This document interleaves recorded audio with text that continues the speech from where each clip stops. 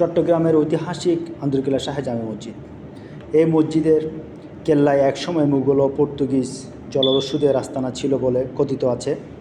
এই মসজিদের ইতিহাস ও পরবর্তী সম্রাট আওরঙ্গজেবের নির্দেশে শায়েস্তা খান 1667 খ্রিস্টাব্দে মোগলদের চট্টগ্রাম বিজয়ের স্মৃতি ধরে রাখতে জলদস্যুদের এই আস্তানায় মসজিদটি নির্মাণ করা হয়।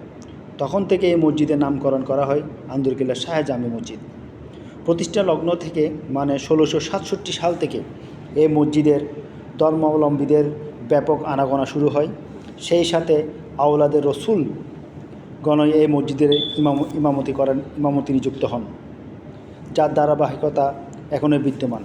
বর্তমানে এই মসজিদের খতিবের দায়িত্ব আছেন আওলাদে রসুল আল্লামা আনোয়ার হোসেন তাহের জাহেরি আল মাদানী। সমতল এই মসজিদের ভূমি থেকে প্রায় 30 ফুট উপরে ছোট পাহাড়ের উপরে এই মসজিদটি অবস্থিত। নকশা অনুযায়ী 18 গজ লম্বা, 7.5 গজ চওড়া। পশ্চিম দেয়ালটি পোড়া মাটি দিয়ে তৈরি এবং বাকি 3টি দেওয়াল পাথরের তৈরি। ছাদের একটি বড় গম্বুজ ও 2টি ছোট গম্বুজ অবস্থিত। মসজিদের পূর্বে 3টি ও উত্তর দক্ষিণে 2টি করে মোট 5টি প্রবেশপথ আছে।